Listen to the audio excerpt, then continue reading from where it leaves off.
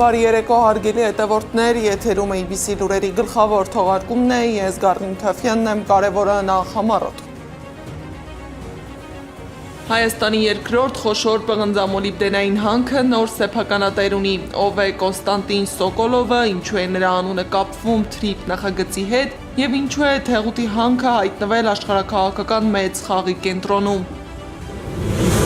Հայ գերիների կյանքը վտանգված է, ինչ են փաստում գերությունից վերադարձածների վկայությունները և ինչ ահազանգ են հնչեցնում ընտանիքի անդամներն ու միջազգային իրավապաշտպանները։ Թուրքիան Սիրիայի սցենարը փորձում է տեղափոխել Իրան, ինչու է Անկարան դեմ Իրանի տարածքում քրդական նոր ինքնավարության ձևավորմանը և ինչպես կարող են այդ զարգացումները փոխել տարածաշրջանի ուժային հավասարակշռությունն ու անդրադառնալ TRIP նախագծին։ Էկոնոմիկայի նախարարը հրապարակում է արտահանման վիճակագրություն, իսկ Ռուսաստանի Դաշնությունը նոր սահմանափակումներ է նշանակում։ Հերթը կաթնամթերքինն է։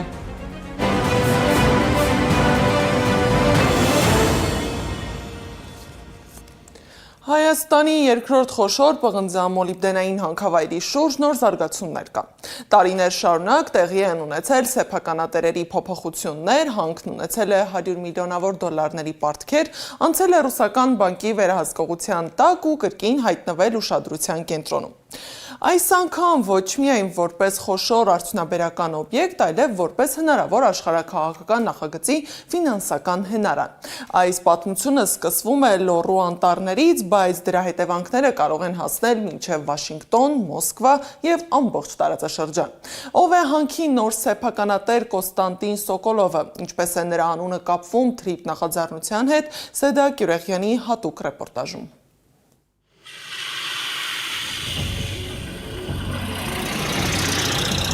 Հայաստանի հյուսիսի հեռավոր եզերքում Ալավերդիի անտառածածկ լեռների մեջ Թեղուտն ու Շնողն են։ Այստեղ բնակիչների առօրյան տարբեր է, անասուններին չեն տանում հանդեր, չեն զբաղվում վարուցանքով, բայց եւ հակառակ գյուղի կոլորիտին ավանակի փոխարեն մեքենաներ ունեն, ամեն ծխում 2 հատ։ Թե առաջ ասում էին ամոթ է, կինը ինչու պետք է մեքենա քշի, հիմա գյուղամեջին ոտքով քայլում են միայն 50-ից բարձր կանայք, ոչ թե պրավա չունենալու, այլ առողջ ապրելակերպի համար։ Թեղուտում 12 տարի է 2014-ից շահագործվում է գյուղի հանքը, որը Հայաստանի երկրորդ ամենամեծ պղինձ մոլիբդենի հանքավայրն է։ Շնողի և Թեղուտի գրեթե բոլոր տները դեսպաններ ունեն հանքում։ Նրանցից Անահիտ Ամիրջանյանի հարսը վաստակավոր աշխատող է։ Մեր բարեկեցությունը պայմանավորված է հիմնականում այս հանքավայրով։ Դա մենք պիտի ընդունենք գիտություն։ Թեղուտի հանքարդյունաբերական պատմությունը նոր չէ։ 1972-ին Խորհրդային Միությունն իրականացրեց երկրաբանական հետախուզություն և ուսումնասիրեց տարածքի հանքաքարերի պարունակությունը, կազմը և արդյունաբերական պաշարները։ Հանքաքար 450 միլիոն տոննա, պղինձ 1,6 միլիոն տոննա, մոլիբդեն 99,000-ից 100,000 տոննա, ոսկի 4,8 տոննա, C2 կատեգորիա, միջին պարունակությունը 0,6 գրամ տոննայում, արծաթ 303,8 տոննա։ Գյուղում տարեցները լավ են հիշում սովետի հայտնի համբույրով ղեկավարին։ Լեոնիդ Իլիչի թեղուտցիներին հասցեագրված սովետական համբույրը, սակայն հանդիպեց մերժման, հանքը չշահագործվեց։ 90-ականներին անկախության պատերազմից տարիներ անց հանքի շահագործման հարցը կրկին բերվեց օրակարգ, գործարար Վալերի Մեջլումյանի նախաձեռնությամբ։ Valex Group-ը 2001-ին ստացավ հանքը շահագործելու արտոնություն։ 7 տարի անց Թեղուտ ՓԲ-ն, որը Valex Group-ի ստեղծած ընկերությունն է, ՎՏԲ բանկից $300 միլիոն վարկ վերցրեց հանքը կառուցելու և շահագործելու համար։ Հանքն այս ընթացքում անցավ կառավարման խնդիրների միջով, կուտակված պարտքեր, համաշխարհային ֆինանսատնտեսական ճգնաժամ, հարկադիր պարապուրտ և չհաջողվեց մարել արդեն $380 միլիոն հասած վարկը։ Ընկերությունը չկարողացավ վարկը մարել, ՎՏԲ բանկն էլ ձեռքը դրեց հանքի վրա հասավ Մոսկվա-Կիև պատերազմը։ 2022-ի մարտից հանքում աշխատանքները նորից դադարեցվեցին, հասունանում էր պարտքից ազատվելու պահը։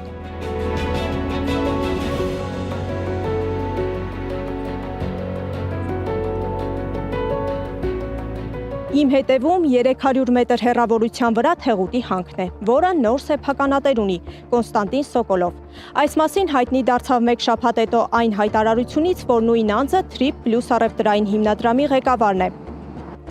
Կարծիք է շրջանառվում, որ Trip նախագծի այն հատվածը, որը կառուցվելու է Հայաստանում, ֆինանսավորվելու է Թեղուտի հանքի շահույթով։ Կոնստանտին Սոկոլովը Թեղուտի հանքավայրը շահագործող Կուպրար ՌԱՍՊ-ի նոր բաժնետեր Dynamic Frontier Holdings ընկերության սեփականատերն է։ Ընկերությունն ընդամենը 1 տարվա կյանք ունի։ 2025-ի օգոստոսին է հիմնադրվել եւ գրանցված է ամերիկյան Տեխասում։ Հետաքրքիր զուգադիպությամբ ընկերության հիմնումը համընկնում է Հայաստան-ԱՄՆ-Ադրբեջան եռակողմ փաստաթղթի ստորագրմանը։ Փաստաթուղթը հետագայում պիտի ստանար Trip անվանումը։ Նահանգները Թրամփը ուղիղ մարտանշանակում Հայաստանում Trip Plus-ը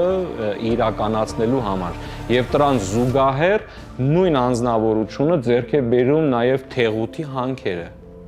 Այսինքն պիտի Թեղուտի հանքերից եկած եկամուտով իրենք կառուցեն իրենց տարածքը մեր տարածքում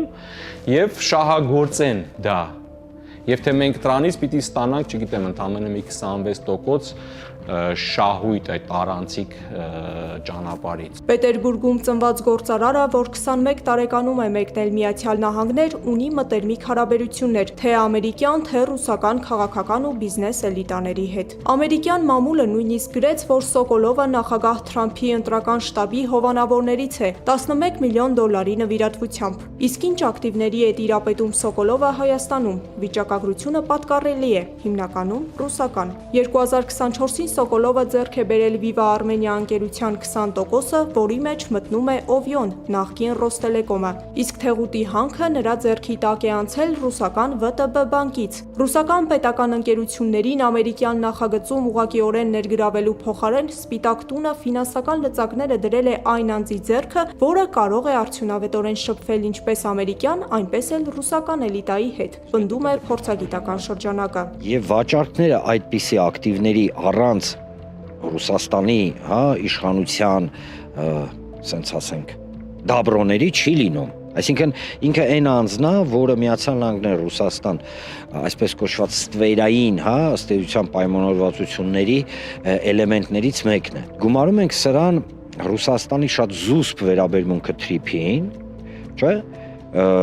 եւ իրանցիների կտրուկ անդիմանալը Trip-ին, որ Trip-ը դիտարկվում է որպես Իրանի ազգային անվտանգությանը խաթարող գործոն։ Ինչ պետք է անեն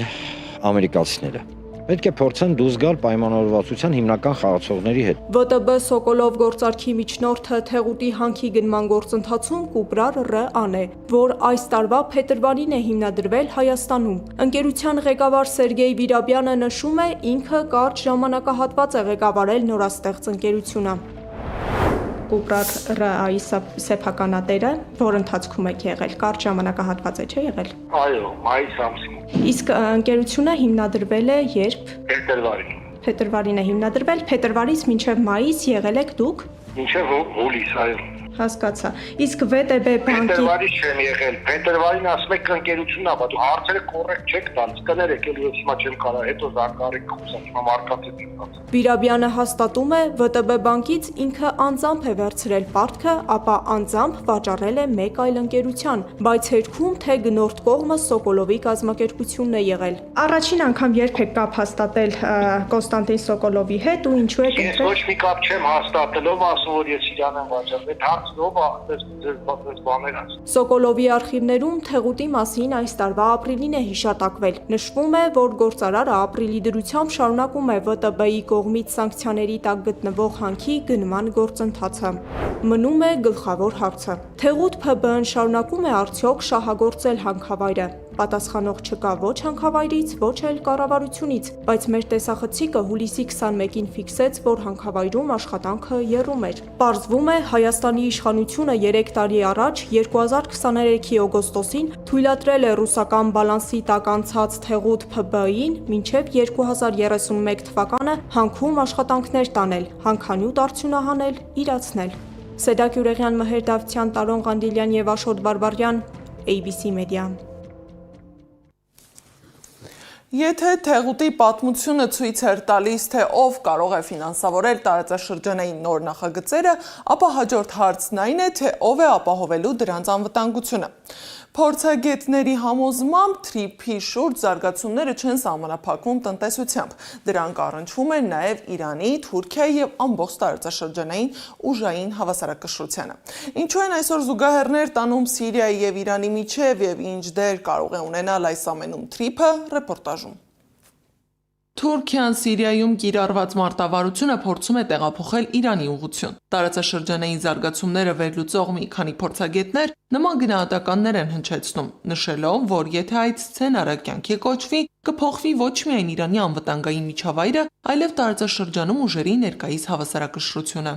Այս գնահատականների հիմքում վերջին շաբաթների զարգացումներն են։ Մի շարք հրապարակումների համաձայն Իրանի տարածքում քրդական զինված ակտիվության հնարավոր սցենարը չի իրականացվել։ Թուրքիայի կոշտ դիրքորոշման պատճառով իսրայելական i24 News-ի փոխանցմամբ Անկարան դեմ է արտահայտվել նման զարգացմանը։ Իսկ Իրանի արտգործնախարար Աբբաս Արաղչին հայտարարել է, որ Թուրքիան աջակցել է Իրանի տարածքային ամբողջականության պահպանմանը։ Սակայն փորձագետների համոզմամբ Անկարայի այս քաղաքականությունը պայմանավորված չէ միայն Իրանի անվտանգությամբ։ Երբ Միացյալ Նահանգները եւ Իսրայելը նպատակ ունեին քրդերի միջոցով ինչ-որ ցամաքային ներխուժում իրականացնեն Իրանի արևմտյան սահմաններ, դա Թուրքիան է եղել, որ ուղիղ ռանգով կանխել է դա, սպառնալով, որ եթե քրդական միավորումները ներխուժեն եւ զինյալ պայքար սկսեն ցամաքային ձևով, ինքը միջամտելու է եւ դա կասեցվեց, բայց ամեն դեպքում այնպես չէ, որ Թուրքիան դա բարի կամքի դրսևորում է ցուցաբերել Իրանի հանդեպ։ Բարի կամքի դրսևորում չէր, որովհետև Անկարան ձգտում է կանխել իր սահմանների մոտ նոր քրդական ինքնավար կամ պետական կազմավորման առաջացումը, որը կարող է ազդեցություն ունենալ նաև Թուրքիայի հարավարևելյան շրջանների վրա։ Հարութ Արթին Առաքելյանը զուգահեռներ է անցկացնում Սիրիայի հետ, որտեղ Թուրքիան տարիներ շարունակ ռազմական գործողությունները հիմնավորում էր ազգային անվտանգության նկատառումներով, իսկ հետագայում ստեղծեց անվտանգության գոտիներ եւ երկարաժամկետ ռազմական ներկայություն ապահովեց այդ տարածքներում։ Թուրքիան ինքը չի ցանկանում, որ քրդական միավորումները տարածաշրջանում կարողանան գործոնի վերածվեն եւ Միացյալ Նահանգների կողմից օգտագործման հետևանքով իրան կարողանան ինչ-որ անկախ միավորում ստեղծել։ Փորձագետն այս զարգացումները կապում է նաև տարածաշրջանային տրանսպորտային նախագծերի, այդ թվում թրիփ նախաձեռնության շուրջ ընթացող քննարկումների հետ։ Նրա կարծիքով Իրանի հյուսիս-արևմուտքում ուժերի հավասարակշռության հնարավոր փոփոխությունը կարող է անդրադառնալ նաև այդ ծրագրերի իրականացման վրա։ Թուրքիայի միակ նպատակներից, եթե ինքը փորձի Իրանի տարածքում բուֆեր ստեղծել, Իրանը Հայաստանի սահմանից անջատելու նպատակով կլինի։ Իրանի սահմանը կտրվի Հայաստանի հետ, Թուրքիան այդ բուֆերային գոտին, որ ստեղծելու է, դա կարող ենք համարենք հենց լինելու է թրիփի համար բուֆերային գոտի։ Միաժամանակ Միացյալ Նահանգները շարունակում է Իրանի նկատմամբ ճնշման քաղաքականությունը, համադրելով տնտեսական պատժամիջոցները, տարածաշրջանում ռազմական ներկայությունն ու դիվանագիտական գործիքները։ Փորձագետների գնահատմամբ այս քաղաքականությունը կարող է ստիպել Թեհրանին իր հիմնական ռեսուրսները կենտրոնացնել հարավային ուղղությամբ, ինչի հետևանքով երկրի հյուսիս-արևմուտքում կարող են առաջանալ անվտանգային նոր մարտահրավերներ։ Տարածաշրջանում մեծ խաղը շարունակվում է, մինչ պետությունները քննարկում են նոր միջանցքներ, անվտանգության գոտիներ ու ազդեցության ոլորտներ, կան մարդիկ, որոնց ճակատագիրը շարունակում է մնալ այդ քաղաքականության ստվերում։ Բաքվի բանտերում գտնվող մեր հայրենակիցների կյանքը վտանգված է, ահազանգ են հնչեցնում ընտանիքի անդամները, իրավապաշտպանները։ Գերությունից վերադարձածների վկայություններն ամենևին հուսադրող չեն, խնդրի հետքերով գնացել է Անահիտ Սարգսյանը։ Ադրբեջանական բանտերում պահվող հայգերիների նկատմամբ բռնության մասին ահազանգերը շարունակվում են։ Եվրոպական դատարանում հայգերիների ներկայացուցիչ Սիրանուշ Սահակյանը հայտնում է, որ մտահոգիչ են ոչ միայն նրանց առողջական վիճակի վատ թարացման, այլև լուրջ վնասվածքների, այդ թվում կոտրվածքների մասին տեղեկությունները, որոնք նրա գնահատմամբ կարող են բռնության հետևանք լինել։ Արցախի նախկին պետնախարար Արտակ Բեգլարյանը Սահակյանի ահազանգերը հիմնավոր է համարում, նշելով, որ դրանք համընկնում են գերիների ընտանիքներից ստացվող տեղեկությունների հետ։ Բնականաբար ինքը լրացիչ տվյալներ ունի, հատկապես ընտանիքների հետ կապի միջոցով։ Ես էլ որոշակի տվյալներ ունեմ, բնականաբար նաև Տիկին Սահակյանի հետ տարբերաբար համագործակցելով, աշխատելով ու ընտանիքների հետ կապ պահելով, որ տարբեր ահազանգեր ու հիմնավոր կասկածներ կան բռնությունների, խոշտանգումների եւ ֆիզիկական եւ հոգեբանական։ Բեգլարյանի խոսքով վերադարձած գերիների վկայություններն ու միջազգային իրավապաշտպան կառույցների փաստաթղթերը վկայում են, որ հայ գերիների նկատմամբ բռնությունն ու անմարդկային վերաբերմունքը համակարգային բնույթ ունեն։ Նրա գնահատմամբ յուրաքանչյուր օրը, որ նրանք մնում են ադրբեջանական բանտերում, վտանգ է նրանց առողջության ու կյանքի համար։ Նաև վերջին վերադարձված գերիների հետ իմ շփումներն են, այդ թվում Վիգեն Էլչեքյանի ու Վադիմ Խաչատրյանի հստակորեն ցույց է տալիս այդ օրինաչափությունը, տեղյակ է, որ Տիկին Սահակյանը մյուս երկու գերիների հետ էլ ունեցել է շփումներ ու նրանց վկայություններն էլ են ապացուցում, որ տոննակաբար եղել են բռնության դեպքեր։ Ամերիկայի Միացյալ Նահանգների ներկայացուցիչների պալատի արտաքին հարաբերությունների հանձնաժողովը կոչ է արել Ադրբեջանին անհապաղ ազատ արձակել հայ պատանդներին։ Ամերիկայի Հայդատի հանձնախմբի գործադիր տնօրեն Արամ Համբարյանն էլ հայտարարել է, որ հայ պատանդների ազատ արձակումը արցախահայության անվտանգ վերադարձ է եւ Հայաստանի տարածքից ադրբեջանական զորքերի դուրսբերումը պետք է լինեն խաղաղության նախապայմաններ, ոչ թե բանակցային ճնշման միջոց։ Մենք կարևոր առաջընթաց ենք գրանցել, բայց առջևում դեռ երկար ճանապարհ կա անցնելու։ Մենք չենք դադարելու պայքարել, մինչև մեր բոլոր պատանդները տուն չվերադառնան։ Միևնույն ժամանակ ԱՄՆ ներկայացուցիչների պալատի արտաքին հարաբերությունների հանձնաժողովը կոչ է արել Ադրբեջանին անհապաղ ազատ արձակել հայ գերիներին։ Մինչդեռ Ադրբեջանի Միլի Մեջլիսը բողոք է հայտնել ԱՄՆ ներկայացուցիչների պալատում ներկայացված իրենց խոսքով հակաադրբեջանական օրինագծի դեմ եւ դժգոհել ռազմագերիներ եւ քաղաքական բանտարկյալներ եզրույթների կիրառումից։ Ռազմագերիներ ու պատաններ տերմինները միայն մենք չենք օգտագործում, միջազգային հայտնի իրավապաշտպան կազմակերպություններ, քաղաքական կառույցներ, պարլամենտներ հենց հայ բանտարկյալների վերաբերյալ կիրառում են եւ ռազմագերիներ եւ պատաններ։ Հիշեցնեմ օրինակ Եվրոպական պարլամենտի մի քանի բանաձևեր, որտեղ հստակորեն նշված է hostages անգլերենից թարգմանաբար պատաններ տերմինը, պլյուս բազմաթիվ այլ փաստաթղթեր, որտեղ war prisoners, այսինքն կամ prisoners of war, այսինքն ռազմագերի տերմինն է կիրառվում, հետեւաբար այստեղ որևէ բանավեճի տեղ ես չեմ տեսնում։ Մինչև օգոստոսի 31-ը Ադրբեջանը պետք է մարդու իրավունքների եվրոպական դատարան ներկայացնի հայ գերիների պահման պայմանների եւ առողջական վիճակի վերաբերյալ փաստաթղթեր։ Բեգլարյանն այն կարծիքին է, որ միջազգային ճնշումներն ավելի շատ կանխարգելիչ ազդեցություն ունեն, բայց դրանք չեն կարող երաշխավորել գերիների ազատ արձակումը։ Ազատ արձակման համար անհրաժեշտ է քաղաքական կամք եւ գերիների հարցը պետք է դառնա բանակցային գործընթացի առաջնահերթություններից մեկը։ Անահիտ Սարգսյան, Գեգամ Ղազարյան, ABC Media։ Արտաքին քաղաքական կյանքում նաև շատ են տնտեսական խնդիրները։ Էկոնոմիկայի նախարար Գևորգ Պապոյանը ներկայացրել է Հայաստանից արտահանումը 2026 թվականի հունվար-հունիս ամիսներին։ Նրա խոսքով արտահանումը նախորդ տարվա նույն ժամանակահատվածի համեմատ աճել է։ Տեսնենք ինչ վիճակագրություն է հրապարակել նախարարը։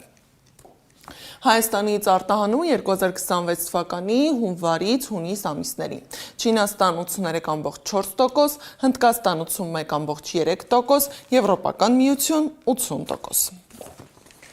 Սակայն այս ֆոնին Ռուսաստանը նոր տնտեսական սահմանափակումներ է նշանակել Հայաստանի նկատմամբ, այս անգամ կաթնամթերքի ներմուծման վերաբերյալ։ Ծառայությունը հիմք է ընդունել Հայաստանի կաթի վերամշակմամբ զբաղվող նախաձեռնարկություններում իրականացրած ստուգումների արդյունքները։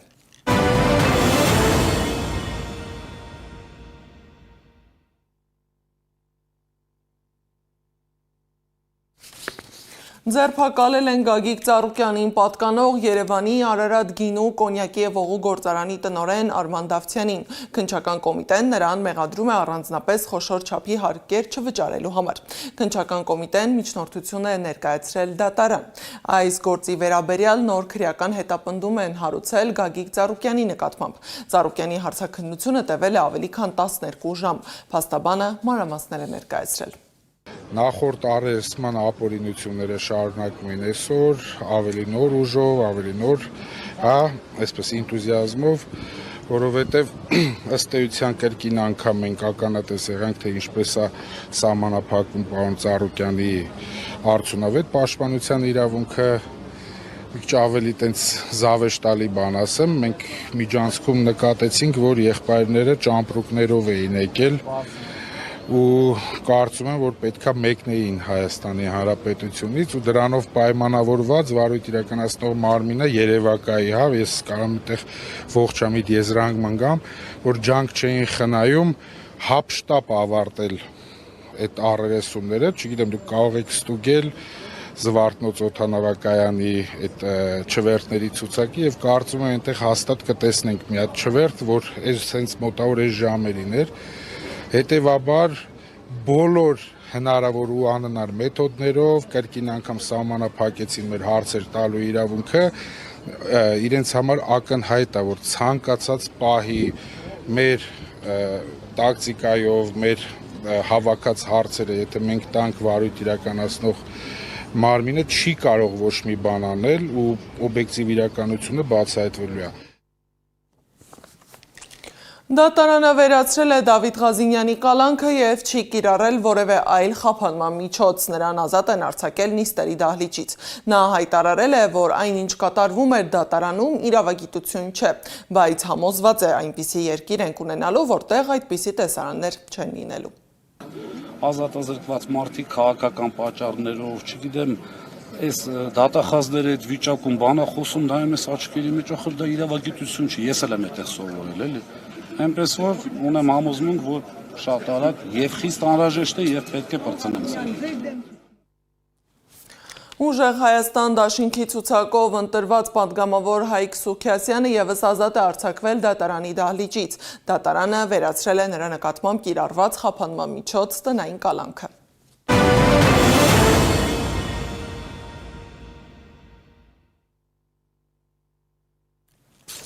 Վրաստանի հատուկ ծառայությունները հուլիսի 24-ին և 25-ին էլեկտրաէներգիայի լայնածավալ անջատումների համար քրեական վարույթ են նախաձեռնել սաբոտաժի հոդվածով։ Երկրում հոսանքն անջատելու պատճառով եղել են ջրամատակարարման խնդիրներ, խափանվել է բջջային կապն ու ինտերնետը։ Թեև նախնական տեղեկությամբ խափանումը եղել է իմերեթի բարձրավոլտ գծի անջատման պատճառով, իրավապահները հետաքննություն են սկսել։ Սիրիայում խոշոր ավտովթարի պատճառով զոհվել է առնվազն 35 մարդ, ևս 30-ը տարբեր աստիճանի վնասվածքներ են ստացել։ Պատահարը տեղի է ունեցել Դեյր Էլ-Զոր Դամասկոս ճանապարհին, որտեղ բախվել է 2 ավտոբուս։ Ալլահու ակբար։ Ալլահու